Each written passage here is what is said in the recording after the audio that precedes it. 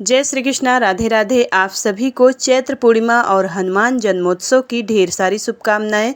भगवान हनुमान की कृपा आप और आपके पूरे परिवार पर सदैव बना रहे और आपकी हर मनोकामना पूर्ण हो। चैत्र पूर्णिमा भगवान विष्णु और देवी लक्ष्मी जी को समर्पित होती है। वैसे तो साल की सभी पूर्णिमा तिथि अपने आप में बहुत महत्वपूर्ण है, लेकिन चैत्र पूर्णिमा को ही हनुमान जन्मोत्सव भी मनाया जाता है। आज की इस वीडियो में आप सुनने वाले हैं हनुमान जन्मोत्सव की कथा और चैत्र पूर्णिमा के दिन सुनी जाने वाली कथा।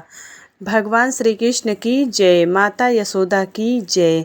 पौराणिक कथा के अनुसार द्वापर युग में एक समय की बात है कि यशोदा जी ने भगवान श्री कृष्ण जी से कहा कि हे कृष्ण, तुम सारे संसार के उत्पन्न करता, पोषक तथा संहार करता हो।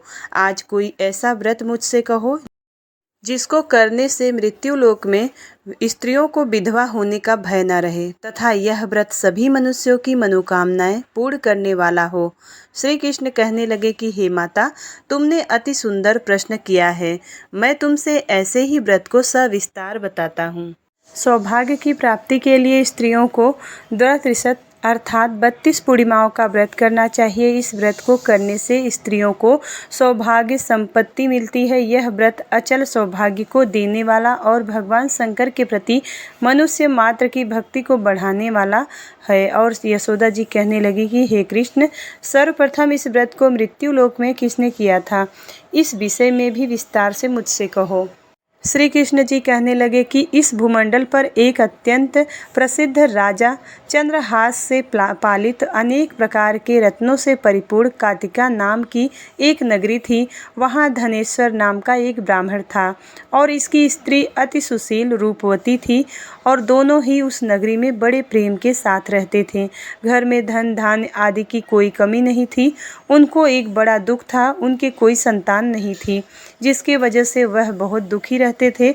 एक दिन एक बड़ी तपस्विनी योगी उस नगरी में आया और वह योगी बाकी घरों में सबसे भिक्षा मांगकर भोजन करता था, लेकिन उस ब्राह्मण के घर से भिक्षा नहीं मांगा करता था। एक दिन योगी गंगा के किनारे भिक्षा मांगकर प्रेम पूर्वक खा रहा था कि धनेश्वर ने यह सब कार्य करते देख लिया। अपनी भिक्षा अनादर से दुखी होकर धनेश्वर योगी से बोले, और सभी घरों से भिक्षा लेते हो परंतु मेरे घर की भिक्षा कभी नहीं लेते हो, इसका कारण क्या है। योगी कहने लगा कि आपके धर्म हमें इस बात की आज्ञा नहीं देता है कि क्योंकि अभी आप गृहस्थ जीवन में एक सुख से वंचित है। आपके घर संतान होने पर मैं आपके घर से भी भिक्षा स्वीकार कर लूँगा। उन्होंने कहा कि जिसे संतान नहीं है उसके घर से भिक्षा लेने से मेरे भी पतित हो जाने का भय है। धनेश्वर यह सब बात सुनकर बहुत दुखी हुआ और हाथ जोड़कर योगी के पैरों पर गिर पड़ा। तब दुखी मन से कहने लगा कि आप मुझे संतान प्राप्ति के उपाय बताएं। आप सर्वज्ञ हैं, मुझ पर अवश्य ही यह कृपा कीजिए। धन की मेरे घर में कोई कमी नहीं है, लेकिन मैं संतान न होने के कारण अत्यंत दुखी हूँ। आप मेरे इस दुख का हरण कीजिए। यह सुनकर योगी कहने लगे कि तुम चंडी की आराधना करो। घर पहुंचकर उन्होंने यह सारी बात अपनी पत्नी को बताई और खुद वन में चला गया। वन में पहुंचकर उसने चंडी की आराधना की और उपवास किया। चंडी ने 16 दिन तक उसको सपने में दर्शन दिए और कहा कि हे धनेश्वर, जा तेरे पुत्र होगा, लेकिन उसकी आयु सिर्फ 16 वर्ष की होगी। 16 वर्ष की आयु में ही उसकी मृत्यु हो जाएगी। अगर तुम दोनों स्त्री और पुरुष 32 पूर्णिमा का व्रत करोगे तो यह दीर्घायु हो जाएगा। जितनी तुम्हारी सामर्थ्य हो उतने आटे की दिया जलाकर शिव जी का पूजन करना, लेकिन पूर्णमासी 32 की होनी चाहिए। सुबह होती ही तुम्हें इस स्थान के पास एक आम का पेड़ दिखाई देगा। उस पर चढ़कर एक फल तोड़कर अपने घर ले चले जाना। अपनी स्त्री का इस बारे में बताना। सुबह स्नान होने के बाद वह स्वच्छ होकर शिव जी का ध्यान करके उस फल को खा ले, तब शंकर भगवान की कृपा से उसको गर्भ हो जाएगा। जब ब्राह्मण सुबह उठा तो उसे उस स्थान पर आम का पेड़ दिखाई दिया और वह उससे फल तोड़ने को चढ़ा, लेकिन वह पेड़ पर नहीं चढ़ पा रहा था। यह देखकर उसे बहुत चिंता हुई। उसने भगवान गणेश की उपासना की और कहा कि हे दयानिधे, अपने भक्तों के विघ्नों का नाश करके उनके मंगल कार्य को करने वाले, दुष्ट का नाश करने वाले, रिद्धि सिद्धि देने वाले, आप मुझे इतना बल दे कि मैं अपनी मनोकामना पूरी कर सकूं। इसके बाद वह पेड़ से फल तोड़कर अपनी पत्नी के पास पहुंचा। उसकी पत्नी ने अपने पति से कहे अनुसार इस फल को खा लिया और वह गर्भवती हो गई। देवी की कृपा से उसे बहुत सुंदर पुत्र पैदा हुआ। उसका नाम उन्होंने देवीदास रखा और माता पिता के हर्ष और शोक के साथ वह बालक बढ़ने लगा। भगवान की कृपा से बालक बहुत ही सुंदर था, सुशील और पढ़ाई लिखाई में भी बहुत ही निपुण था। दुर्गा जी के कथनानुसार उसकी माता से 32 पूर्णमासी का व्रत रखा और जैसे ही 16वां वर्ष लगा तो दोनों पति पत्नी बहुत दुखी हुए, कहीं उनके पुत्र का मृत्यु न हो जाए। उन्होंने सोचा कि अगर उनके सामने यह सब कुछ हुआ तो वह कैसे देख पाएंगे। तभी उन्होंने देवीदास के मामा को बुलाया और 1 वर्ष के लिए देवीदास को काशी में पढ़ने के लिए भेज दिया। 1 वर्ष के बाद उसे वापस लेकर आ जाना। देवीदास अपने मामा के साथ एक घोड़े पर सवार होकर, उसके मामा को भी यह बात का पता नहीं था, दोनों पति पत्नी से 32 पूर्णमासी का व्रत पूरा किया। दूसरी तरफ मामा और भांजा दोनों रात गुजारने के लिए रास्ते में एक गांव में रुके। उस दिन उस गांव में ब्राह्मण कन्या की विवाह होने वाला था। जिस धर्मशाला में वर और बाराती के बाकी लोग रुके हुए थे, उसी धर्मशाला में देवीदास और उसका मामा ठहर गए। उधर कन्या को तेल आदि चढ़ाने के बाद जब लग्न का समय आया तो वर की तबीयत खराब हो गई। वर के पिता ने अपने परिवार वालों से विचार करके विमर्श करके कहा कि देवीदास मेरे पुत्र जैसा ही है, मैं इसके साथ लगन करा दूं और बाद में बाकी सारे काम मेरे बेटे के साथ पूरे हो जाएंगे। ऐसे कहने के बाद वर के पिता देवीदास को मांगने के लिए उसके मामा के पास गए और उन्हें सारी बात बताई। मामा ने कहा कि कन्यादान में जो कुछ भी मिलेगा वो हमें दे दिया जाए। वर के पिता ने बात स्वीकार कर ली। इसके बाद देवीदास का कन्या के साथ विवाह संपन्न हो गया। इसके बाद वह अपनी पत्नी के साथ भोजन न कर सका और मन में विचार करने लगा कि न जाने यह किसकी पत्नी होगी। यह सोचकर उसकी आंखों में आंसू आ गए। तब वधू ने पूछा कि बात क्या है, आप उदास क्यों हैं? तब उसने सारी बात अपने पत्नी को बता दी। तब कन्या कहने लगी कि ब्रह्म विवाद के विपरीत है और आप ही मेरे पति हैं, मैं आपकी पत्नी रहूंगी, किसी अन्य की कभी नहीं। तब देवीदास ने कहा कि ऐसा मत करिए, क्योंकि मेरी आयु बहुत कम है, मेरे न रहने के बाद आपका क्या होगा। लेकिन उसकी पत्नी नहीं मानी और बोली कि स्वामी आप भोजन करिए। दोनों रात में सोने के लिए चले गए। सुबह देवीदास ने अपने पत्नी को 4 नगों वाली जड़ी 1 अंगूठी दी और वह 1 रुमाल दिया और बोला कि हे प्रिय, इसे लो और संकेत समझकर स्थिर चित हो जाओ। मेरे मरण और जीवन जानने के लिए एक पुष्प वाटिका बना लो, उसमें सुगंधी वाली 1 नव मल्लिका लगा दो, उसको प्रतिदिन जल से सींचा करें और आनंद के साथ खेलो कूदो। जिस समय और जिस दिन मेरा प्राणांत होगा उस दिन यह फूल सूख जाएंगे। जब यह फिर से हरे हो जाए तो जान लेना कि मैं जीवित हूँ। यह समझाकर वहां से चला गया। इसके बाद जब वर के और बाकी बाराती मंडप में आए तो कन्या ने उसे देखकर कहा कि ये मेरा पति नहीं है, मेरे पति वह है जिसके साथ रात में विवाह हुआ है, इसके साथ मेरा विवाह नहीं हुआ है। अगर यह वही है तो यह बताए कि मैंने इसको क्या दिया है।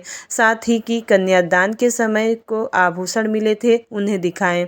कन्या की ये सारी बातें सुनकर वह कहने लगा कि मैं यह सब नहीं जानता। इसके बाद सारी बारात अपमानित होकर लौट गई। भगवान श्री कृष्ण बोले कि माता, इस प्रकार देवीदास काशी चला गया और कुछ समय के बाद एक सर्प उसको डसने के लिए आया, लेकिन वह उसको काट नहीं पाया क्योंकि उसकी माता ने पहले ही 32 पूर्णिमा का व्रत कर लिया था। इसके बाद खुद काल वहां पहुंचा और भगवान की कृपा से तभी वहां माता पार्वती और भगवान गणेश आ गए। देवीदास को मूर्छित दशा में देखकर माता पार्वती ने भगवान शिव से प्रार्थना की कि महाराज, इस बालक की माता ने पहले ही 32 पूर्णिमा के व्रत कर लिए हैं, आप इसको प्राण दे।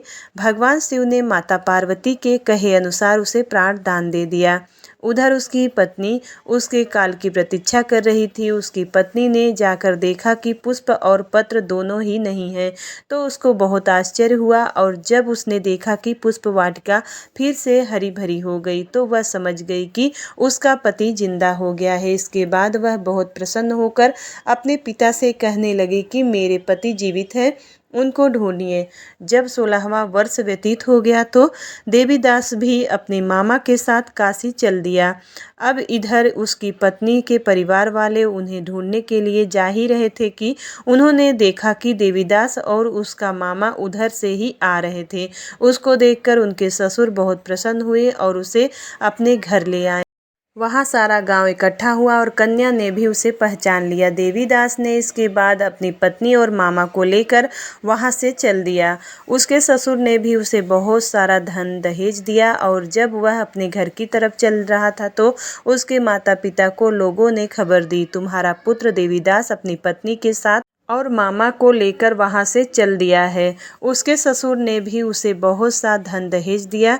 जब वह अपने घर की तरफ चल रहा था तो उसके माता पिता को लोगों ने खबर दी, तुम्हारा पुत्र देवीदास अपनी पत्नी मामा के साथ आ रहा है। तो उनको विश्वास नहीं हुआ, लेकिन जब देवीदास आया और उसने अपने माता पिता के पैर छुए तो देवीदास के माता पिता ने उनका माथा चूमा और दोनों को अपने सीने से लगा लिया।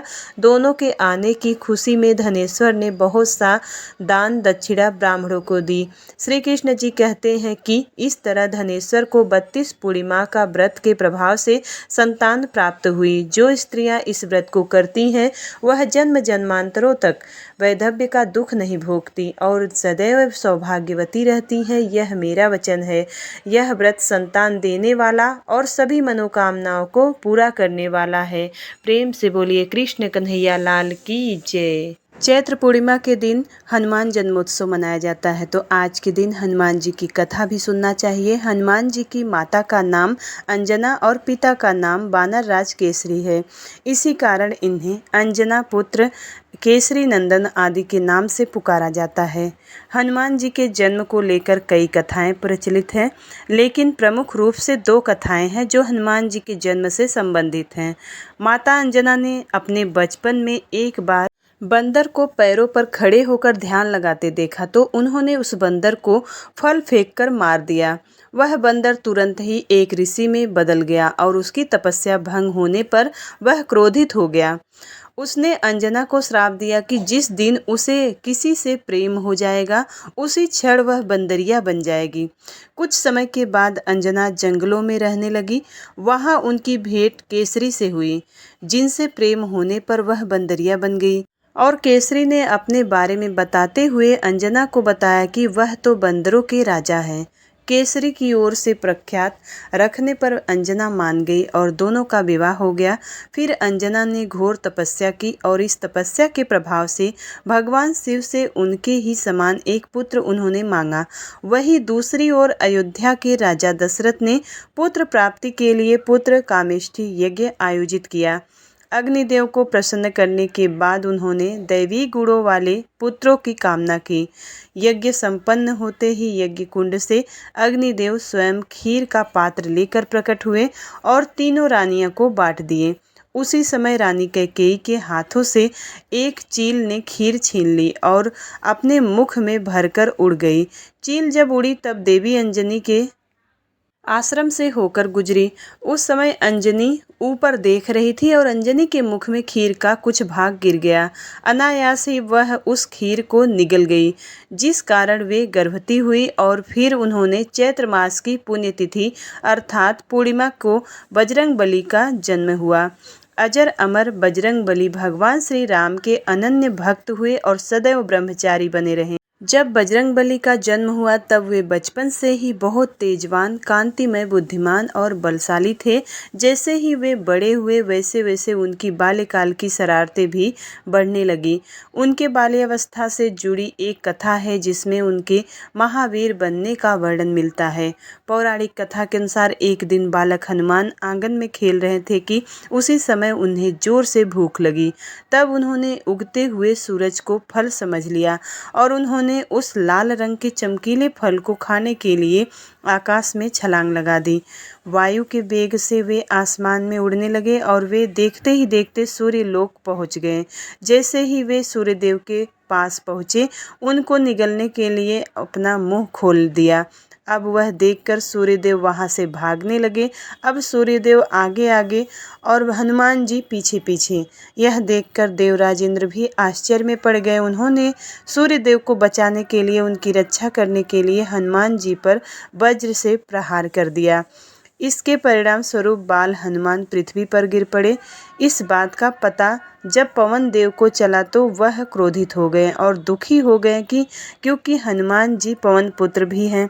शोकाकुल पवन देव मूर्छित हनुमान जी को देखकर एक गुफा में चले गए और वहां पर उनकी मूर्छा टूटने की प्रतीक्षा करने लगे। उधर वायुदेव के ना होने के कारण पशु पक्षी मनुष्य सब त्राहि त्राहि करने लगे और संपूर्ण पृथ्वी पर हाहाकार मच गया। इधर इंद्रदेव को भी पता चल चुका था कि जिस बालक पर उन्होंने प्रहार किया था वह कोई सामान्य बालक नहीं बल्कि रुद्र अवतार हनुमान जी हैं। तब वायुदेव के दुख को दूर करने और पृथ्वी पर वायु के संकट को दूर करने के लिए त्रिदेव के साथ सभी प्रमुख देवता उस गुफा में प्रकट हो गए।